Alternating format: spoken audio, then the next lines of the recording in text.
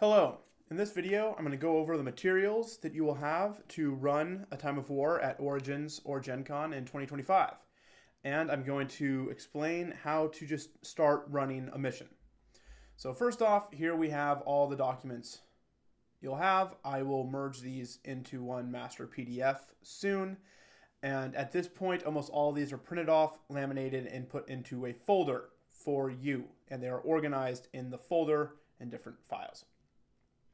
Over here on the left are various cheat sheets that will be helpful for you.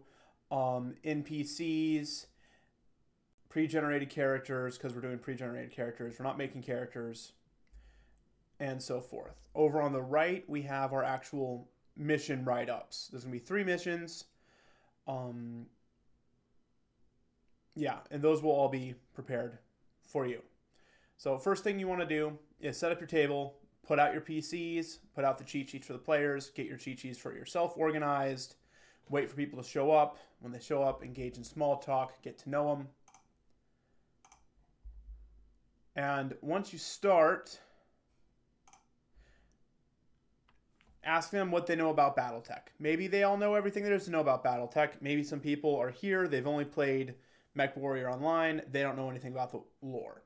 So here I've written up a little spiel, just introducing people to the setting of Battletech and framing the setting in regards to the scenarios we will be running. Just giving a little history on Comstar and the War of Blake. You are free to read this off word for word, but you can also get this information across in your own words. Totally up to you. After you've done that, and the players have chosen their characters, you're going to want to go over the cheat sheets. So here's the character sheet. But on the back of the character sheet is the combat sheet. So this sheet, and laminated on the back of it's this one. And then the combat checklist has the tables laminated on the back of it. And what you do is you put the tables off to your left, and you use the combat modifiers table to find your modifiers, and then you can record those modifiers here and sum them up, and then use a formula here to add extra damage for margin of success, and then calculate how much damage your armor reduces over here. And of course, this is just for secondary layers of armor, which shouldn't happen. And if you're taking damage, you want this up to record the damage, and you want this up to record penalties for damage. I have a video explaining this in more depth here, episode 20. Take a look at that. I'll throw a link to it someplace. Just type in Big Rig 42, how to play a Time of War. Look for episode 20. That explains how the cheat sheets work together. After you've explained that to the players, then I'm going to want you to just walk them through the character sheet and how that works. So I'll give you a quick rundown of the character sheet right now. So we will pretend that you are players who sat down and I'm the GM, and I'm saying, let's all look at the character sheet and go through it. Up first, we have the personal data. There's no real rules for how to fill this out, just have it make sense. You know, don't have a 4-foot character weighing 450 pounds of solid muscle. That just doesn't really happen a whole lot. Attributes. Zoom in here. Okay, the attributes are strength, bod, reflex, dex, int, will, charisma, and edge. Edge is the luck stat. These are intuitively what you think they are. Your attributes have a score. The score will be between 1 and 10, with 1 being the lowest and 10 being the highest. Well, actually, a character can be reduced to a score of 0 through an injury of some kind, but that's typically not a valid playable character. 4 is average. 8 is typically the highest a character can obtain, with 10 being the really the utmost limit of what makes sense in most cases. The link is determined by the score. The higher the score, the higher the link. Lower the score, the lower the link. The link gets linked down to skills. Certain skills are linked to certain attributes, and you get bonuses applied. So if you want to make the acting skill check, you would add your charisma link modifier, which as we can see is 1. We'll get into that later. If you're doing an attribute check, we ignore the link mod. So let's say we want to pick up a rock. There's no real skill for picking up a rock. You just use an attribute check. And the GM says, okay, make a strength check. You're going to roll 2d6 plus your strength score of 3 plus any difficulty modifiers the GM gives you, and you must meet or beat a target number of 12 to succeed. So say it's raining and the rock is wet. The GM might give you a -1 difficulty modifier. 2d6 plus 3 minus 1 for the rock being wet, meet or beat a 12. If you succeed, you pick up the rock. But there's also double attribute checks. So let's say you're playing a video game in an arcade, and it's really hot in there and your hands are sweaty. There's no real skill for video games, so you're going to make a reflex and dex double attribute check. Roll 2d6, add your link score from both the reflex and the dex, plus any difficulty mods, say there's a -1 because your hands are sweaty, meet or beat a target number of 18. So 2d6 plus 4 plus 4, in this case, minus 1, meet or beat an 18. You played the video game well. That's how attributes work. Moving on to traits. These are just, well, various character traits, things that make your character unique. Here we have the equipped trait. You use that to know what access you have to dangerous equipment. The more equipped you are, the more dangerous equipment you can access. Wealth, that's how much money you have. The more wealth you have, the more dangerous equipment you can afford. And so on. Here we have compulsion alcoholism. This character is addicted to alcohol. Animal antipathy. This character has animals hate him. Animals just don't like this character. Skills. We have lots of skills. And these are things that you have specific training in. And here's how a skill check works. Say you want to make the acting deception skill check to lie to someone. You're going to roll 2d6 plus your skill level of 1 plus the link mod, which we said earlier, is 1, plus any difficulty modifiers. Let's say the person you're trying to deceive is very gullible, so you get a +1 to make it easier. So 2d6 plus 4 plus 1 plus 1, meet or beat the target number of 8. As we can see, there's a TN column here, and underneath that is 8. Meet or beat the target number, you succeed. The target numbers for skills are always 7, 8, or 9. You can see for yourself. And that's determined by the complexity rating. You see here under the C, TN/C, C is for complexity. Don't worry about what CB, CA, SB, or SA stand for. You don't need to know it right now.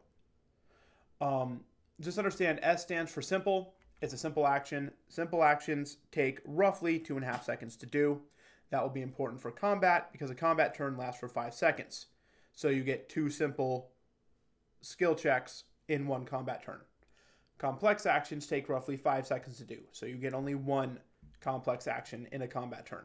Accordingly, you can either take 2 simple skill checks or 1 complex skill check, but not both in a combat turn. We'll get into more on that later. Okay, next. Moving to the combat data. First thing, the condition monitor. There's standard damage and there's fatigue damage. Standard damage is objects are striking you and breaking your body. Fatigue damage is like you've been running a lot and now you're winded and tired.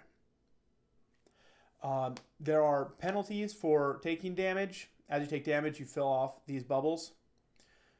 On all the character sheets that I have printed out for you, I drew lines through these bubbles.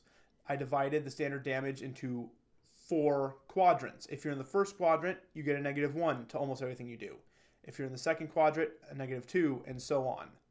Fatigue damage. I drew a line down the middle of it because you get no penalties if you're in the first half of the bubbles. But if you get more than half of these bubbles filled in, you start taking penalties. So if I'm 1 past the halfway point, I get an extra -1 to everything I do. 2 past the halfway point, I get a -2 to everything I do, and so on. And these penalties, they don't just apply to your attribute checks and skill checks. They also apply to your movement modes. So if you have a -1 standard damage penalty, your walking rate goes from 7 meters per turn to 6, and then you recalculate all your other movement modes. We're not going to use that rule at the cons because I don't want us to. It's just a pain to recalculate all this, so we're going to ignore it. By the way, the first rule of this game is you can ignore any rule you want, so long as everyone agrees to it. And that's one of those rules we're going to be ignoring. Moving on to personal armor. Un momento, I need a drink.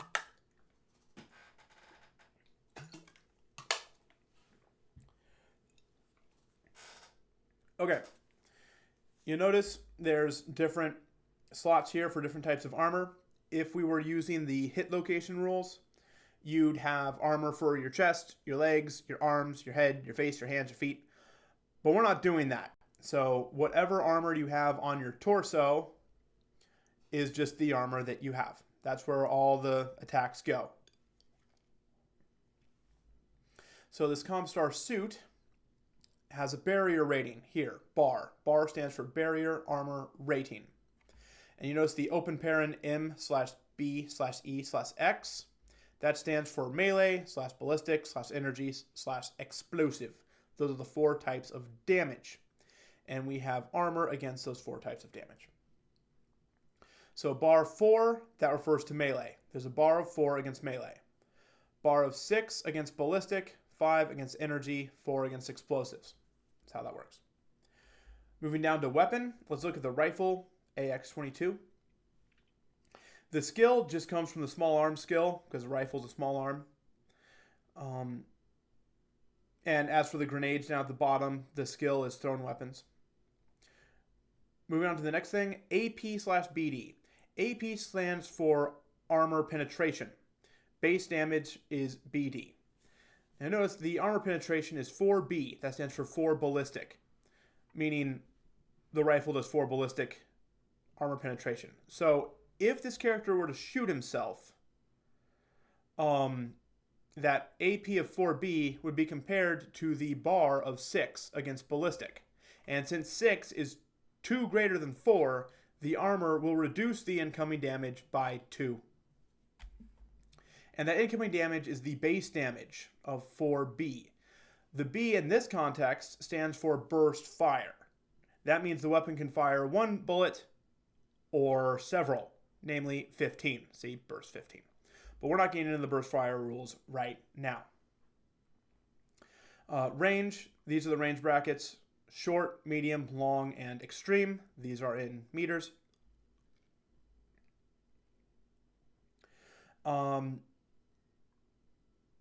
Yes, and that's how that works.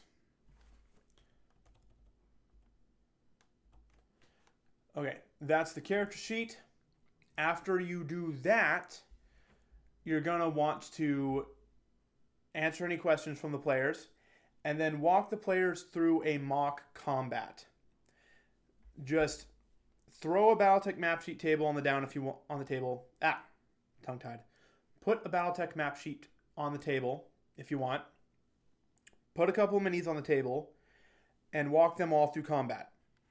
Say, everyone, hey, this mini here that I'm pointing at, we're all going to pretend we're this character and he's shooting at that character, and then walk them through it. And they should all be writing things down and learning. Example of how to do combat is around here somewhere. Here we go, ranged combat. Just do an example of ranged combat. I have an example of how ranged combat works. Episode 15, ranged combat playthrough. Watch that to learn how ranged combat works. After you've walked the players through that, then you can begin the mission.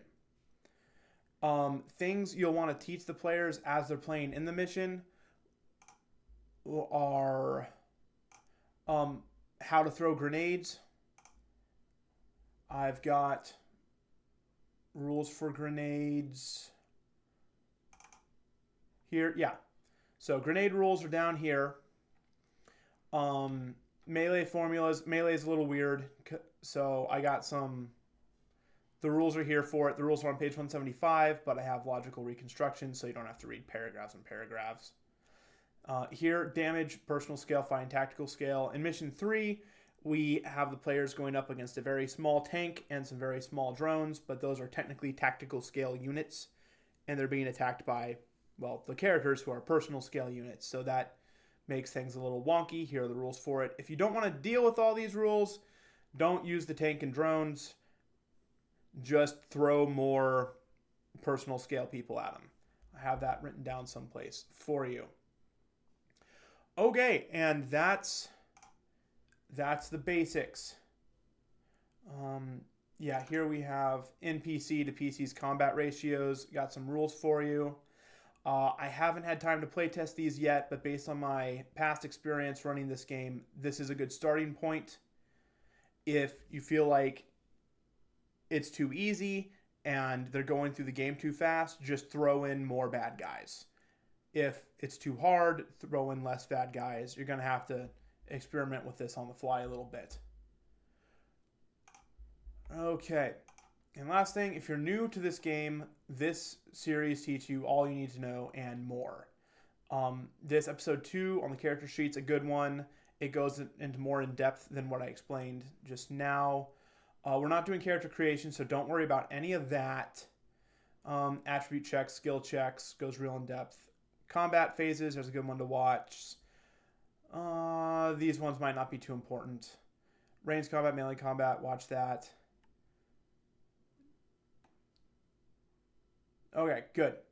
And that's about all I have for this video. Thanks.